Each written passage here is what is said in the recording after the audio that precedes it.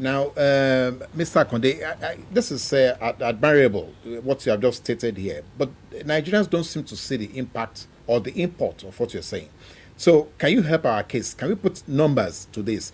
What is the ratio of volunteers that you have to the event that they are probably going to be able to cover? I mean, you are a town planner, so if you have strategically a pointer to say, okay, between this parameter and this parameter, we have this number of volunteers online that we can deploy, to an event site. Do you have? We have a figures. Simulation like that. Yes, we have figures for the grassroots emergency management volunteers in the southwest.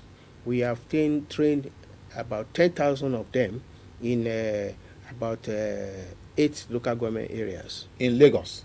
Or no, in in the southwest, generally speaking. Okay. So, and for the youth corps, we have them everywhere. We have them in all states, 6 states that comprise the southwest. And then in Lagos especially, we do not joke because Lagos is a highly vulnerable area. And so we have reached agreement with the National Youth Service Corps that in every local government area, we should have emergency management vanguards. Okay, let's leave that because it's like we really cannot put a figure to it. But let me look at your own internal resources. What kind of facilities do you have to deal with emergencies? I mean, candidly, do you have sufficient facilities, either electronic-wise, either communication-wise? Do you have at your behest the right technology to be able to attend to emergencies? Yes, depends what you mean by that. But as much as possible, LEMA is ready to attend to emergencies. Talking first of all, manpower is very, very key in emergency management. We have trained personnel, both at the strategic and the operational level. See, we have a crop of youths, graduates, who are agile, versatile. They are called search and rescue officers. We train them to man our equipments. We train them to respond fast, and we train them to handle emergency cases with professionalism. So these youth, they continue to receive training and update their knowledge in emergency management. They have been trained locally and internationally. Okay. Yes, we have partnered with the State of Israel, who trained them down here and took some of them to Israel for further training. And so, with their training, they need equipment to work with. And so we have equipment.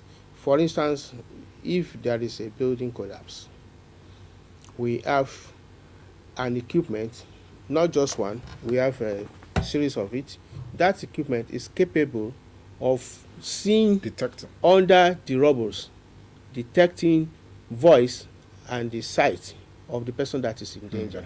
And you can speak to him, and as you speak, you raise his up, and then as time goes on, you remove the rubble from him. This saves time from, if somebody is trapped there, you start from the east, whereas the man is in the north. Is in the north or west. So you now know where to concentrate your effort by virtue of this equipment. That is all you have? That is not all.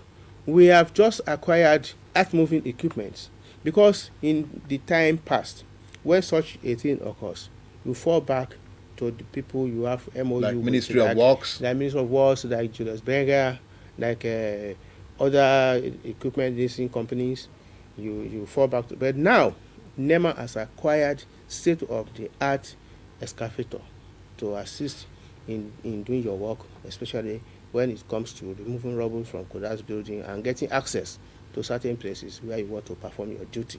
Not only that, we have on ground now air ambulance. If there is need for speed to convey a victim from a site to let's say the nearest hospital or any center where it will be revived, and the road is congested, you just lift the person and you administer first aid as you are going mid-air, and then you drop the person at the center. Okay. Yeah, what sure. else again should we be looking at that you have? We have helicopter too, brand new one that has just been acquired. And so NEMA is in in the forefront of playing its role. Now, what I'm not too, if I'm going to speak the minds of Nigerians, Yes. what I'm not too comfortable with would be the size of the facilities that you have enumerated, and the size of emergencies that they need to deal with. You have just one helicopter, for instance. No? Okay, well, let's just say you have Let's say we have 3 airborne equipments, 2 helicopters and 1 air ambulance. to serve the entire country or to No, serve no. the southwest of Nigeria. Yes, it will be strategically located because it's a fast-moving equipment. You could deploy it in the nearest, possibly under 1 hour to anywhere, because it's been strategically located in Lagos and in Abuja. So if anything is happening in the north, for instance, Kaduna, Maiduguri, Sokoto, you can access the place under 1 hour. And if it is in the southwest, from Lagos, you can access it under 1 hour also. Now, it's good for us to just begin to see how we assuaged, the minds of the Nigerians, yes, especially the emergency situations. So, what kind of programs do you carry out, to see how you can interact with members of the public so that at emergency, when there is an incident, they know exactly what they need to do? Do you carry out regular programs Yes, to familiarize them with? we carry out regular programs. For the stakeholders, we go to the grassroots and sensitize the people, going there with our team of experts, going there with emergency volunteers. But aside that, we have radio and television jingles, which we hear regularly to warn the people of impending danger and how to avert it and how to safeguard their lives first and their property also.